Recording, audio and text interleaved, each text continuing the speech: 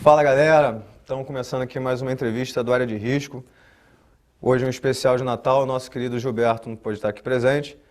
Meu nome é Thiago Scramian e hoje vamos entrevistar o Ronaldo Santana, ilustrador, animador e hoje em dia diretor artístico da RJR Produções. E aí, Ronaldo, beleza? Beleza, pura, Thiago. Cara, um prazer estar aqui com você. Tá. Cara, conta um pouco pra gente, aqui do Área de Risco, como você veio se interessar por desenho, por ilustração? Conta aí como é que foi esse Claro, começo. cara. Bom, o começo foi assim, foi basicamente, cara, assistindo desenho japonês na televisão. Cara, quando eu assisti Street Fighter Victory, sabe, no SBT, aquilo ali falou, cara, é isso que eu quero fazer da minha vida, sacou? Né? Então, eu tive a sorte de descobrir que perto mesmo de casa, mais perto, aliás, da escola, existia um estúdio de animação. Eu consegui entrar lá para fazer um estágiozinho e foi assim que começou. Eu comecei querendo fazer animação, lógico que num estúdio de animação, principalmente aqui no Brasil, você não vai fazer desenho animado de dois caras enfiando a porrada um no outro, não vai acontecer, né? O normal é você trabalhar com desenho cartoon, com aqueles personagens mais simplificadinhos, uma coisa mais voltada para publicidade. E aí foi a hora que teve o baque, né? Que você tem que mudar suas referências. Ao invés de ficar pensando em desenho japonês, que eu quero fazer aquilo, naquela dinâmica, aí você tem que começar a estudar Disney, Warner. E, cara, fui trabalhando nesse primeiro estúdio, ali eu aprendi muito pouco, só a base mesmo. Depois eu consegui ir para um outro estúdio de animação, lá eu já consegui trabalhar melhor, conheci outros profissionais mais qualificados até. E, cara, a história é longa. Imagina. Mas você tem algum artista assim que seja sua referência, que já foi, que é hoje em dia? Os primeiros desenhistas que me interessaram mais foram realmente os de quadrinho. Então, como artista de quadrinho que eu gosto muito, tem nos Estados Unidos, tem o Mark Silvestre, né? O italiano Milo Manara, e tem um outro também que se eu não me engano, ele é italiano também, que é o Alfonso Aspiri.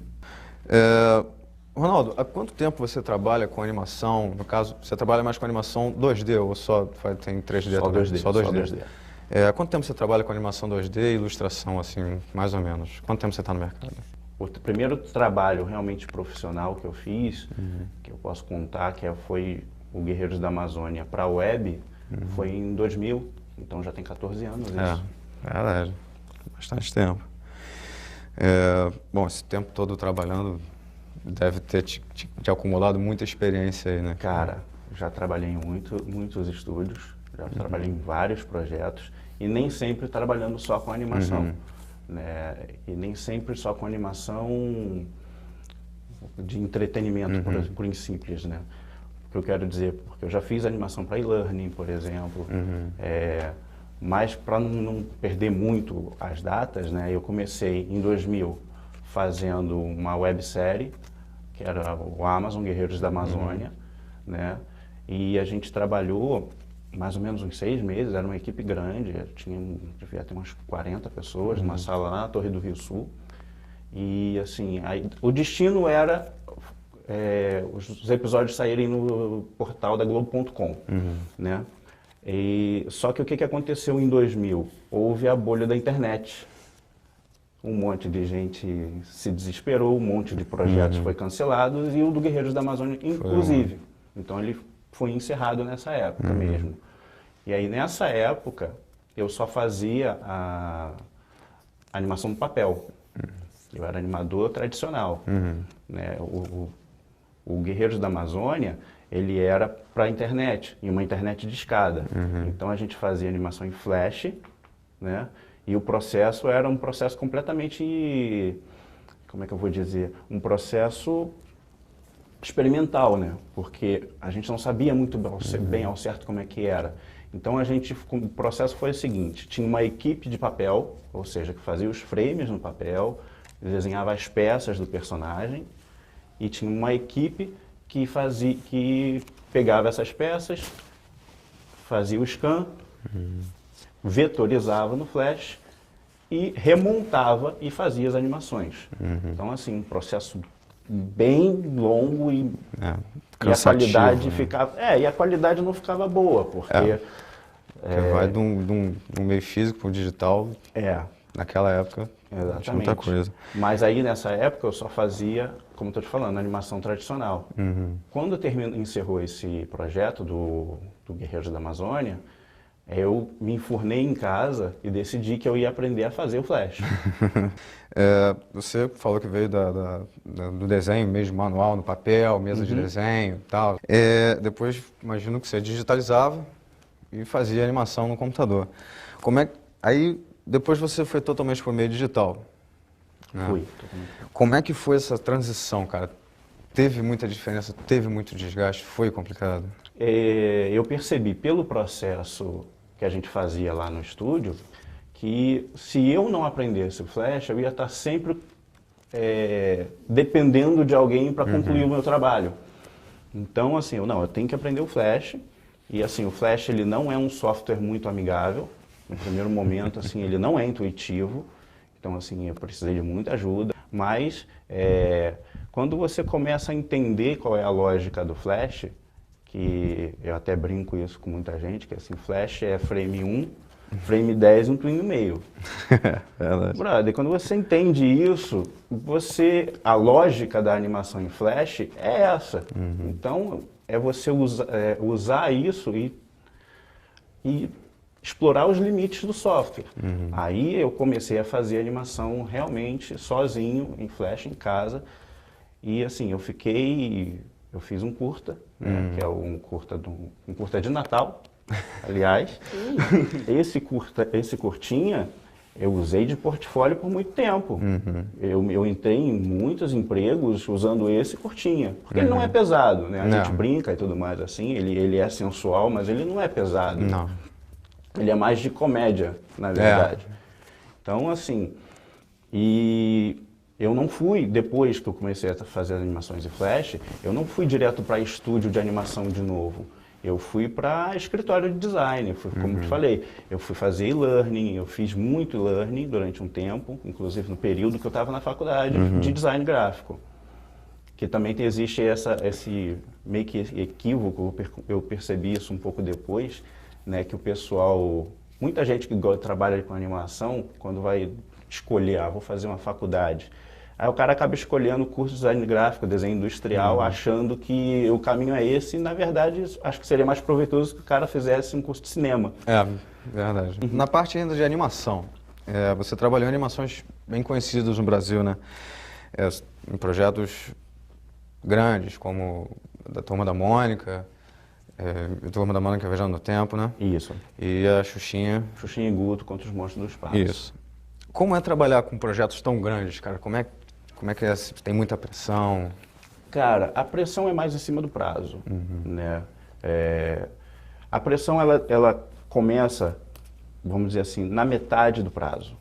Porque o começo da produção, ela normalmente é muito tranquila e não tem outro jeito de ser, porque a pré-produção, na maioria das vezes a gente não tem nada. Então a gente tem que ter um tempo para trabalhar em cima dos personagens, definir qual é a linha artística que você vai dar, como é que você ainda está recebendo o roteiro. Então o começo é sempre muito lento. E mesmo quando você começa a fazer as animações, a equipe começa a fazer a animação, a gente também ainda não tem muita certeza de como é que vai ser essa animação. Então o começo é sempre muito, muito lento e em algum momento isso vai ser cobrado mais à frente. E as produções aqui no Brasil não tem muito investimento, então a gente trabalha com orçamentos bem apertados. Então uma produção de longa-metragem como o da Xuxinha e até o da Turma da Mônica, a gente faz em um ano. Hoje em dia você trabalha na RJR, né? O que você faz lá especificamente? A RJR, ela na verdade como é que eu vou dizer? Ela é um resgate daquele desenho animado do Guerreiros da Amazônia de 2000. Né? Naquela época o estúdio chamava-se Mesa de Luz, eram outros sócios, eram outros donos, né? Houve ali uma cisânia, aí o pessoal, alguns ficaram com os direitos do estúdio, que é a mesa de luz, e o Ronaldo Barcelos ficou com os direitos do Guerreiros da Amazônia. Então ele investiu um tempo em pesquisa para escrever uma trilogia literária, né? Que ele imaginou que, tendo essa trilogia escrita, ele teria uma base de argumento para qualquer mídia depois. Ele poderia transportar aquilo seja para cinema, seja para animação, seja o que for, né? Seja quadrinho até. E foi o que ele fez, e ele me convidou. Então eu fiz os testes e trouxe um design que agradou a ele. E aí a gente, beleza, vamos fazer esses livros ilustrados. E são livros que, assim, o romance em si, ele é bem leve, né, porque é voltado para o público infanto-juvenil, mas são livros muito, muito ilustrados. Em média, cada livro desse tem 60 ilustrações, sem contar a capa, né?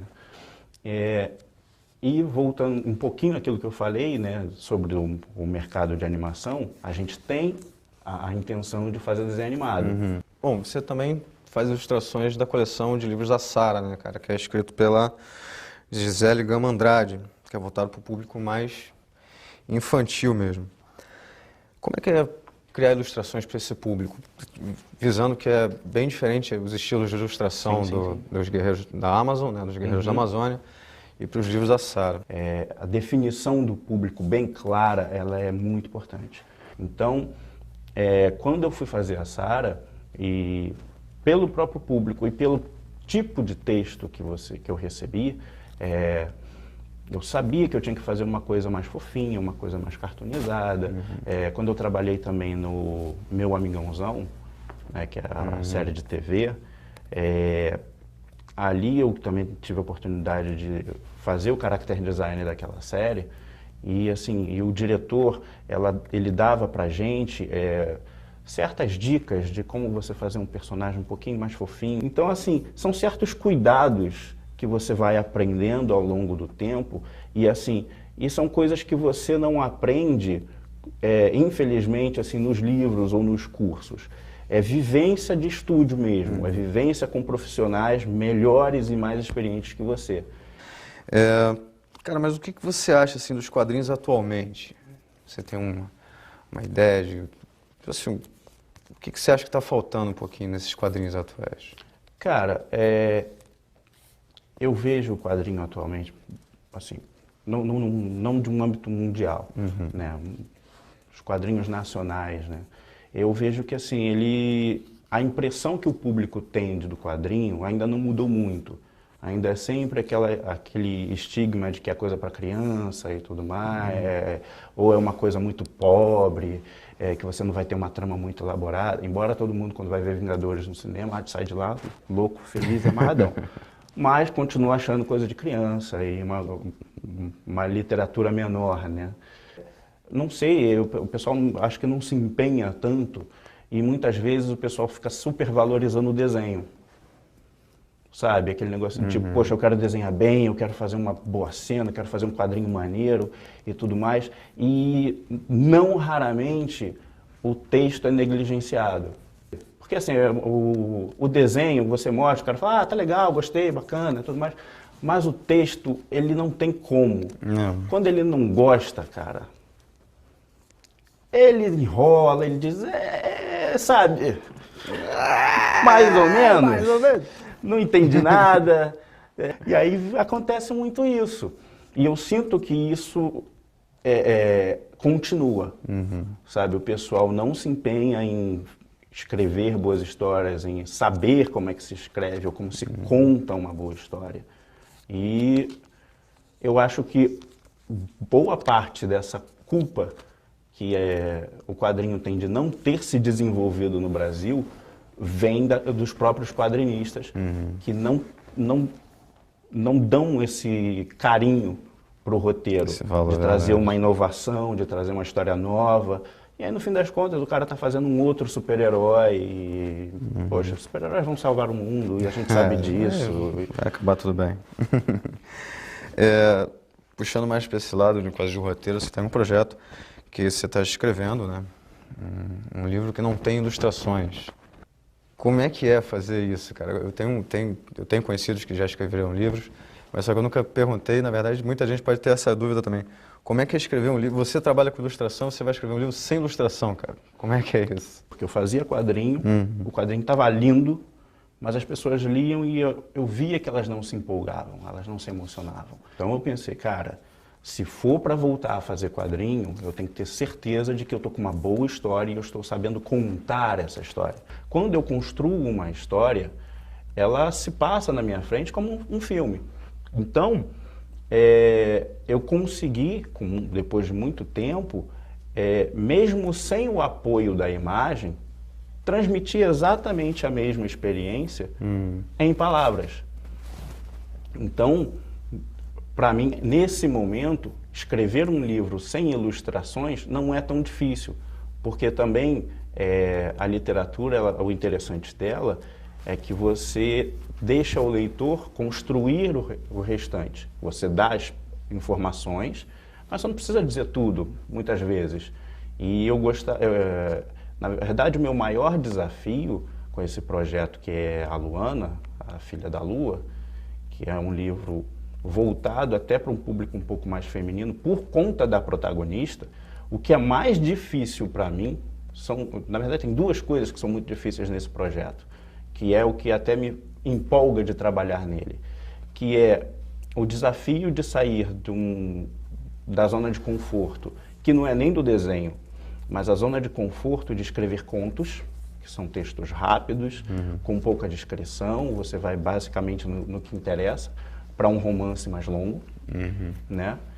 E o outro desafio é, eu estou trabalhando com uma protagonista que é uma menina de 12 anos. Ou seja, eu estou trabalhando com uma personagem cujo tipo de experiência, para mim, é completamente inexistente. Então, assim, tanto é que eu não peitei fazer sozinho. Eu convidei uma amiga minha, também de quadrinhos, mas que ela também escreve seus contos e romances, também tudo, nada publicado ainda, para escrever comigo, para ela poder dar esse tratamento de que, olha, Ronaldo, aqui está muito masculino ainda, uma menina não se comporta desse jeito, porque assim, e no fim das contas, o que importa é realmente a trama. O que me faz querer trabalhar nesse título é porque eu acho que eu cheguei numa história interessante e que ela precisa ser contada. E as ilustrações, nesse caso, não são necessárias. Você tem um portfólio bem extenso, né? Bem diversificado, assim, você ainda investe nele, tipo, é importante fazer essa manutenção? Cara, é importante. Portfólio é o que, acho que o maior concurso do portfólio ele tem que demonstrar todo o seu potencial, né? Dizer, você vai colocar os seus melhores trabalhos, não, isso é muito vago. Qual é o seu potencial? Então, assim, muitas vezes, e é aquilo que eu te falei também, eu gosto de experimentar estilos diferentes. Então, assim, eu sou um cara versátil que tem várias linhas diferentes de estilo. Então, para mim, é interessante que no meu portfólio tem essa variedade. Muito mais até do que a quantidade, porque, como por exemplo, um livro do Guerreiros da Amazônia tem 60 ilustrações. Eu não vou botar todas as ilustrações, claro. Vou selecionar umas 2 ou 3 livros, as melhores do livro, e isso já me representa no portfólio. Claro. Né? A animação é a mesma coisa. Um profissional do mercado de animação, ele não precisa ver um episódio inteiro de nada para perceber se você é bom. Com 1 minuto de vinhetinhas curtinhas, você faz uma demo reel bem editadinha, em 1 minuto o cara já sabe se você sabe animar ou não. Como é que você vê o mercado de trabalho hoje em dia, cara, para quem trabalha com ilustração ou animação? É muito fechado, é complicado? A pessoa, tipo, tem que ter o QI ou a pessoa, pela capacidade dela, ela consegue?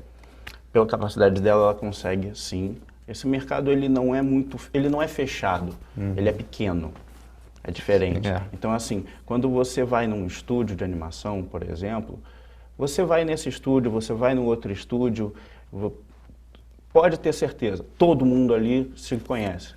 Então, assim, parece que é tudo uma panelinha, mas é porque todo mundo se conhece mesmo. Mas isso não quer dizer que gente nova não vai entrar. Até porque, como o mercado está em expansão, até porque o próprio governo está criando leis para fomentar, né, a última que está mexendo com os canais de TV a cabo é o sistema, não é um sistema, né, mas é uma obrigação de cota de produção independente nacional em horário nobre. Sim. Então, isso gera uma demanda enorme. Então, os estúdios, eles estão precisando de profissionais. Sim. Não tem profissional. Na verdade, é o contrário. Assim, não tem profissional. Tá faltando gente. Porque o que acontece? O que você tem é muita gente talentosa, mas você não tem muito profissional. Gente que já sabe trabalhar com software, que já sabe fazer animação. E os estúdios sabem disso. Então, eles estão conscientes de que a maioria das pessoas eles têm que treinar. Então, assim, tem chance. O mercado de ilustração não é um mercado que eu trabalho há muito tempo, eu não tenho uma tradição, né, nesse mercado, então eu não posso dar muitas dicas. Eu posso dizer que, assim, eu tive sorte, porque no caso do Ronaldo, eu já tinha trabalhado para ele, então ele já tinha o meu contato. E no caso da Gisele, também foi uma indicação de um amigo também da faculdade. Então, assim... Sempre bom manter esse network. O QI, ele existe, você não pode ignorar o QI, mas, assim, ele não é tudo. O portfólio, ele te ajuda muito. O portfólio, ele faz você entrar, mas o que faz você ficar é você trabalhar com responsabilidade. É cumprir os prazos, fazer exatamente o que foi combinado, né? Porque... E isso também é uma dica que eu posso dar para qualquer designer, assim, designer, ilustrador, animador, que é ter responsabilidade. Isso faz uma diferença enorme. Sim, porque o cliente ele fica muito satisfeito quando você cumpre o prazo. Sim, verdade. Bom, galera, nós conversamos aqui hoje com Ronaldo Santana. Ronaldo, muito obrigado pela presença. Eu que agradeço, meu camarada. Tá? Quer deixar algum link, alguma forma de contato, uma rede social? Claro. Bom, os meus links são o site do Guerreiros da Amazônia, né? Tem o site da Abaquar, que é a editora dos livros da Sara. Eu estou no Facebook, é só procurar por Ronaldo Santana. Bom, gente, vou deixar 2 dicas de vídeo com vocês aqui hoje, tá? Que é a última entrevista do Área de Risco, que foi com o Eduardo Cortes, junto com o Gilberto, e a última videoaula do Gilberto com desenho. Hoje, essa é a nossa última entrevista do ano. Voltamos só ano que vem. Então, Feliz Natal, Feliz Ano Novo, tudo de bom para vocês. Bom, galera, não esqueça, tá? Se inscreva no canal, curta, compartilhe nas suas redes sociais com seus amigos e até a próxima.